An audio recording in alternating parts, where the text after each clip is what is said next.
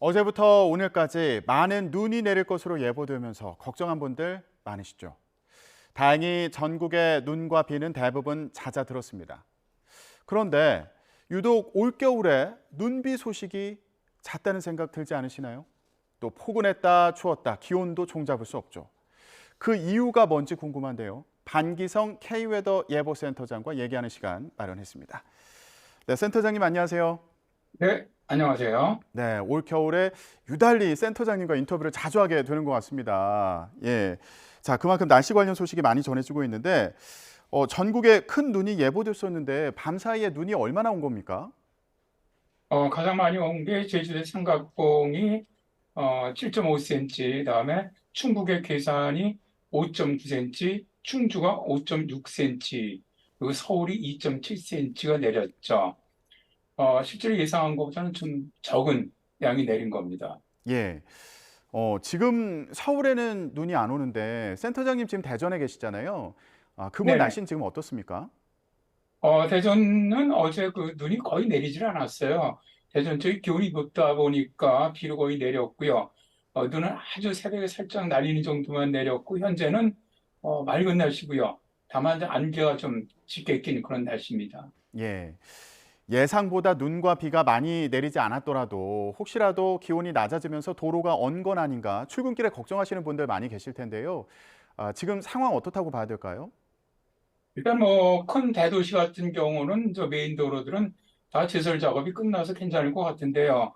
다만 이제 이면도로, 특히 저 지방의 국도 같은 곳, 그러니까 이번 같은 경우는 지금 충북 내륙 쪽이 가장 눈이 많이 내렸는데, 이 지역의 국도 같은 경우는 아직 그 제설 작업이 이루어지지 않아서 상당히 그 교통에 문제가 되고 있다고 생각을 합니다. 따라서 이제 운전하시는 분들은 특별히 눈이 내린 곳에서는 좀 서행을 하시고, 특별히 교통안전을 각별히 좀 주의하셨으면 좋겠네요. 예. 자, 시청자 여러분들 그러면 오늘은 날씨가 어떨까? 이거 참 궁금하실 텐데 어떻게 전망하고 계십니까? 오늘의 인설 기압골이 예상보다 좀 빨리 빠져나갔습니다. 그래서 수도권, 강원, 영서, 충청, 그다음에 전북 지역은 저 맑은 날씨 보이고요. 그다음에 경북의 그 서부 지역, 전남 지역 이 지역으로는 저 구름만 좀 다소 지나는 날씨. 비가 오는 지역은 저 제주와 강원, 영동 남부 지역, 그다음에 경북 그 동해안 지역, 부울경 지역입니다. 그래서 이제 제주 지역은 오늘 이제 비가 내릴 거로 보고 있고요. 한 5에서 10mm 정도. 그다음에 이제 강원 남부, 그다음에 경북 그 북부 동해안 지역은 한 1에서 3cm 정도, 비료는 한 5mm 전후, 불경 지역 쪽 비로 한 5에서 10mm 정도 예상을 하고 있습니다. 예. 아, 오늘도 전국적으로 비나 눈이 오는 곳이 있군요. 자, 그런데 최근에 날씨를 보면요. 서울에 음, 큰 눈이 좀 자주 오는 것 같아요. 네, 그렇죠. 올해가 굉장히 지금 눈비가 많이 내리고 있습니다. 1973년 공식적인 관측한 이래로 보면은 재작년 가장 눈이 적게 내렸던 거에 비해서는 거의 한 12배 정도, 작년보다 한 7배 정도 지금 눈비가 많이 내리고 있는데요. 이렇게 눈비가 많이 내리는 가장 큰 원인은 기압계가 굉장히 빨리 저기압이 아주 자주 이동하고 있기 때문에 그렇습니다. 또 여기에다가 이제 올해 지금 엘니뇨거든요. 엘니뇨다 보니까 실제로 그 엘니뇨에는 눈비가 많이 내린 그런 특징이 있고요. 또 최근 4년 동안을 보더라도 겨울철에 5cm 이상 눈이 내렸던 건 2021년 1월밖에 없습니다. 다른 해 전혀 없었는데 올겨울 같은 경우 12월 30일에 실제로 2cm가 내렸고요. 바로 지난번이죠. 1월 6일 날도 6cm, 아주 상당히 많은 눈이 내렸거든요. 예. 그래 이러한 그 어떻게 보면 좀 이상적인 눈이 많이 내리는 원인은 상당히 많은 수증기가 공급되고 있기 때문이다. 그렇게 보고 있습니다. 예.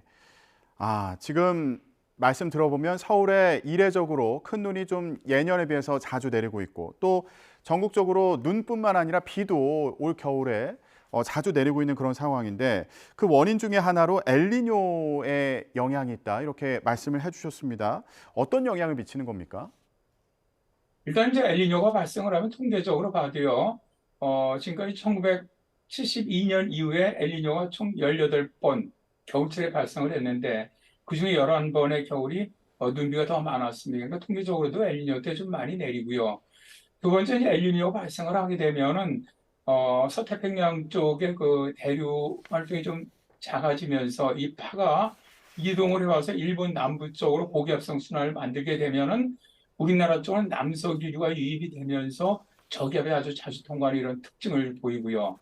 또 이제 인도양 쪽에 이제 동쪽 해상의 수온이 높아지게 되면 그쪽의 대류 활동이 활발해지면서 역시 마찬가지로 일본 남부 해상 쪽으로 고기압성 순환을 강화시키면은 우리나라 쪽은 남서류가 들어오면서 기온도 높아지고 기온이 높아지게 되면 비나 눈이 내릴 때 아무래도 눈비가 많이 내리게 되죠. 대기 중에 수증기량이 높아지니까 또 저기압이 자주 통과하는 이런 특성을 보입니다. 이런 영향으로 현재 통상적으로 올해 지금 눈비가 많이 내리는 것으로 지금 보고 있습니다. 어, 주기상 2월이 되면은 엘니뇨가 최고조에 이를 거다 이런 얘기가 있더라고요. 예, 그러면 어떻게 되는 겁니까? 일단 뭐 현재 슈퍼엘니뇨죠. 현재 이제 동태평양 해수 온도가 0.5도 이상 5달 이상 지속되면은 이제 엘니뇨가 시작되었다라고 얘기를 하는데 현재는 2도 이상 높습니다. 그러면 2도 이상 높을 경우 슈퍼엘니뇨거든요. 그러니까 최근에 슈퍼엘니뇨가 발생했던 게 2015년 발생했었는데 거의 한 8, 9년 만에 다시 이제 슈퍼엘니뇨가 들어왔는데 지금으로 본다면 이제 한 뭐 몇 주에서 한 두 달 내로 가장 최정점을 찍은 이후에 봄서부터는 이제 엘니뇨가 점차 이제 수온이 낮아질 것으로 보고 있습니다.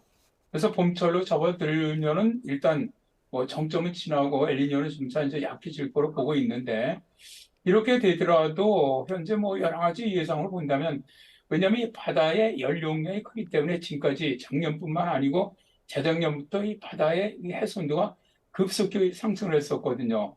이런 열들이 지체되는 그런 기간이 있기 때문에 올해 최소한 전반기까지 기온은 계속 높은 이런 상태가 유지될 거를 일단 보고 있고요. 어, 다음에 대개 엘니뇨가 슈퍼엘니뇨가 발생했던 그 다음에 전지구 기온이 가장 높았었습니다.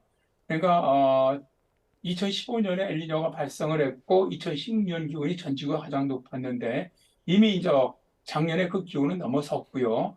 올해가 아마 이제 전지구 기온이 가장 높은 해가 되지 않겠느냐. 결국 이렇게 기온이 높아지게 되면은 폭염이라든가 뭐 가뭄이라든가 대홍수라든가 습도 태풍이라든가 이런 것들이 더 많이 발생하게 되거든요. 그렇기 때문에 올해 2024년이 이런 기후재난이 굉장히 많이 발생하지 않겠나. 일단 그런 예. 예상을 해보고 있습니다. 아, 그렇군요. 자, 그러면 그 올 겨울 날씨를 좀 더 얘기해 볼게요. 눈이나 비가 올 겨울에 좀 소식이 자주 전해지고 있는데 앞으로 남은 겨울 동안 눈이나 비가 또 많이 내릴까요? 어떻게 전망하십니까? 일단 이번 주 일요일에 한번 기압골이 통과하면서 눈비가 내릴 것으로 보고 있고요. 이때도 아마 이제 수도권 쪽, 뭐 이런 쪽으로 이제 북설 경보가 나올 가능성도 있고요. 다음에 이제 다음 주에 수요일, 목요일, 다음에 토요일 정도 다시 한번 기압골이 통과를 합니다.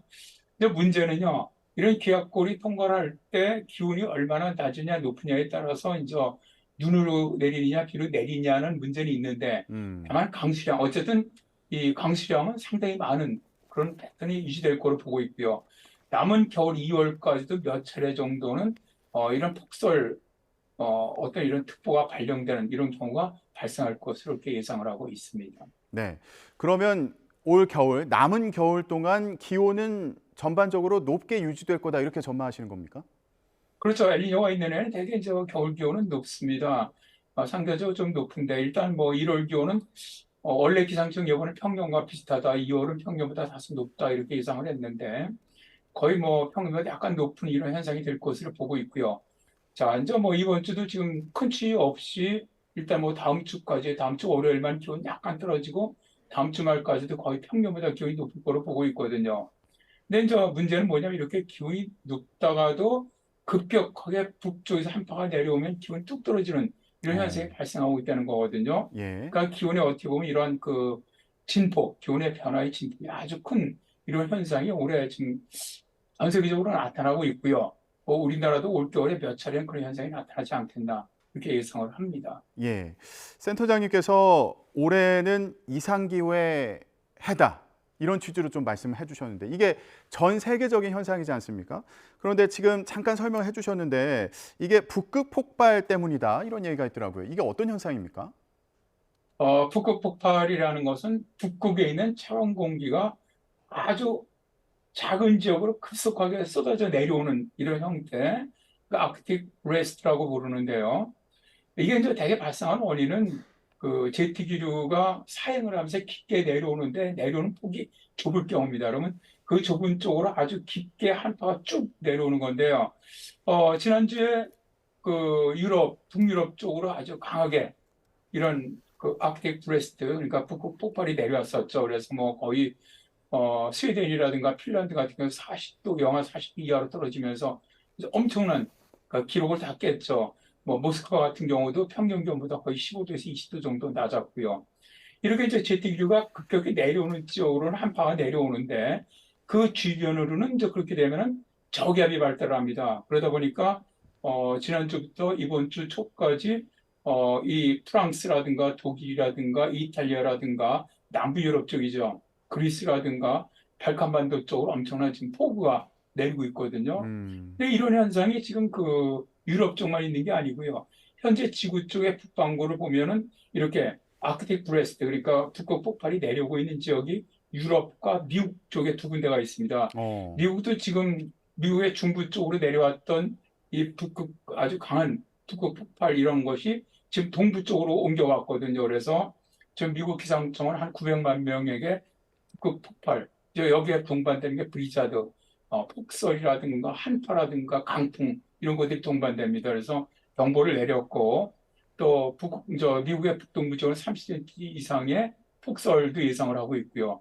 또 반대로 그렇게 되면서 미국의 서부, 즉 오리건주하고 워싱턴주 쪽이죠. 북부 쪽이죠. 캘리포니아 북쪽 이쪽 지역도 다시 북극 이 폭발, 그러니까 아크틱 브레스트가 내려오면서 이쪽 지역도 거의 폭설이 한 60cm 이상 정도 예상을 지금 현재 하고 있습니다. 예. 유럽이나 미국 상황에 대해서 설명해 주셨는데 극심한 한파나 뭐 폭풍, 강풍, 홍수 이런 현상이 지금 복합적으로 일어나고 있다고 설명해 주셨는데요. 우리나라도 그 북극 폭발의 영향으로 이 정도의 이상 기후가 나타날 가능성도 있습니까? 이 북극 폭발로 제트기류가 내려올 때는 어느 지역으로, 세계 어느 지역으로 내려와도 뭐 그건 이상할 게 아닙니다. 그러니까 우리나라 같은 경우도 만일 지금 예를 들어서 북유럽에 내려온 그런 아크틱 브레스트라든가 지금 미국 쪽에 내려오는 이런 한파 같은 것이 우리나라도 내려올 가능성이 있는 것이죠.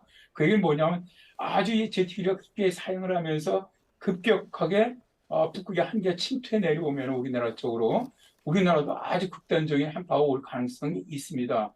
뭐 그건 가능성이 있다는 것이고요.